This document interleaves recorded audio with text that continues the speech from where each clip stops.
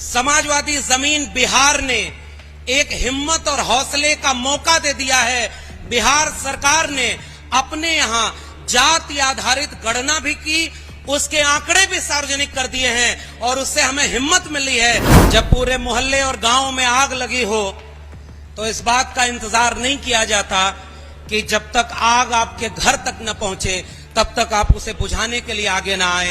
इस खतरे से लड़ें और इस देश और संविधान को बचाएं। इसे कबूल करना चाहिए और गंदगी को कपड़े से ढक करके आप मिटा नहीं सकते, इसलिए उसे मिटाने के लिए उस गंदगी को साफ करना होगा।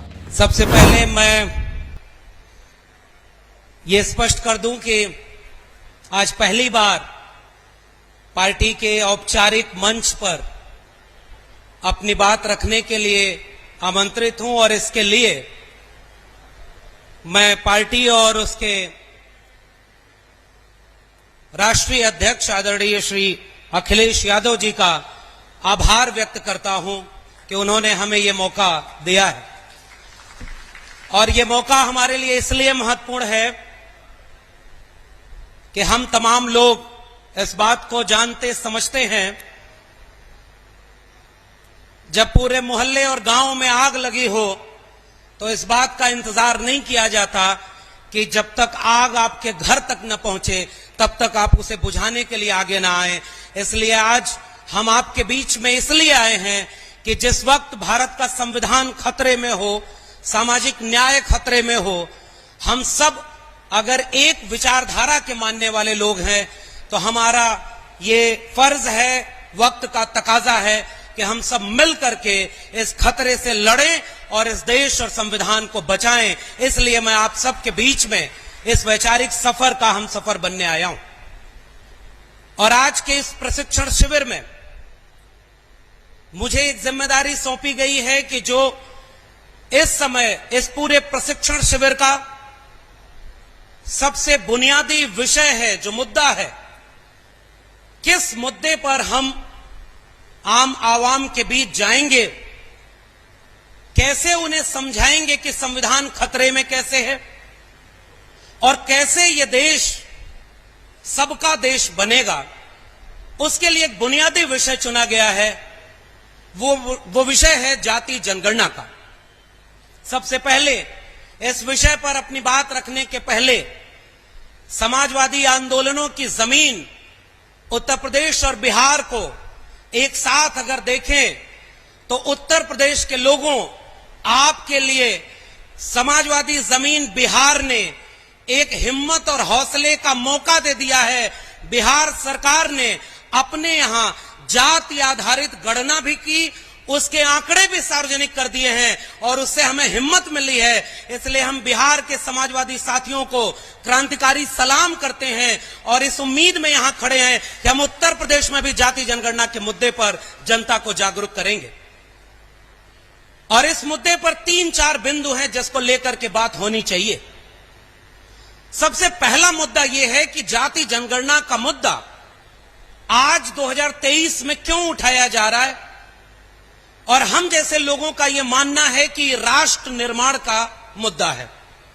यह किसी जाति के हित के लिए नहीं, किसी जाति के खिलाफ नहीं, किसी जाति को ज्यादा किसी को कम देने के खिलाफ है, सभी को बराबर बनाने के लिए है। इसलिए पहली बात मैं इस पर रखूंगा कि यह केवल कुछ जातियों का मुद्दा नहीं, यह पूरे राष्ट्र का, एक मुकम्मल मुल्क मेरे सबका राष्ट्र बने, इसका मुद्दा है जाति जनगणना का।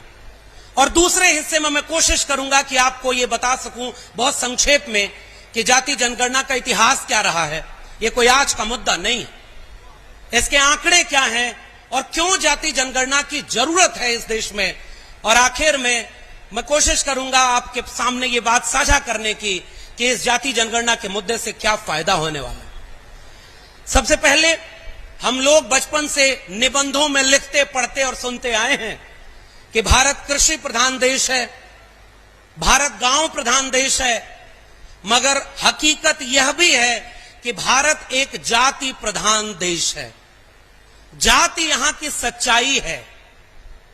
और मैं बिल्कुल शुरुआत में, इस पूरी बहस के शुरुआत में एक उदाहरण समाजवादी लोगों आपके सामने साझा करना चाहता हूं बहुत सारे वरिष्ठ लोग बैठे हुए हैं, उनको इतिहास पता होगा, लेकिन इस इतिहास को गांव गांव पहुंचाने की जरूरत है कि हमारे बीच में जब 2010 में संसद में खड़े होकर जाति जनगणना की मांग की जा रही थी, हम सबके अग्रणी नेता मरहूम नेताजी आदरणीय मुलायम सिंह यादव जी ने सदन में खड़े होकर एक वाक्य बोला था। मैं वो वाक्य से शुरुआत कर रहा हूं। उन्होंने कहा कि जाति समाज की गंदगी है, इसे कबूल करना चाहिए और गंदगी को कपड़े से ढक करके आप मिटा नहीं सकते, इसलिए उसे मिटाने के लिए उस गंदगी को साफ करना होगा। नेताजी ने आगे बोला कि उस गंदगी को साफ करने का रास्ता भारत के संविधान ने दे दिया है और वो भारत का संविधान कहता है कि जो भी इस देश में हाशिए पर पड़ा है, उसको सामाजिक शैक्षणिक रूप से जो पिछड़ गया है, उसको मुख्यधारा में लाए बिना कोई भी देश पूरा नहीं बन सकता। इसलिए हम ये क्यों बात कहते हैं कि जाति जनगणना राष्ट्र का मुद्दा है और पूरे आत्मविश्वास से लोगों को यह बात बतानी और समझानी है। अगर हमें कहीं भी विकास करना है तो हम ये पहले पड़ताल करते हैं। अगर हमें कहीं सड़क बनवानी है तो पहले इस बात का सर्वे होता है, जानकारी जुटाई जाती है कि कहां सड़क नहीं बनी है, वहां सड़क बनाने की जरूरत है तो सड़क बनेगी। कहां नाली नहीं बनी है तो पहले आंकड़े जुटाए जाएंगे, किसके पास घर नहीं है उसके आंकड़े जुटाए जाएंगे। ऐसे विकास नहीं होता कि जहां सड़क बनी है उसी पर और सड़क बनती रहे, जिसके पास घर है उसके पास और घर मिलता रहे। इसलिए राष्ट्र तब चलेगा जब उसे पता हो कि किसके पास कितना है और किसके पास क्या नहीं है।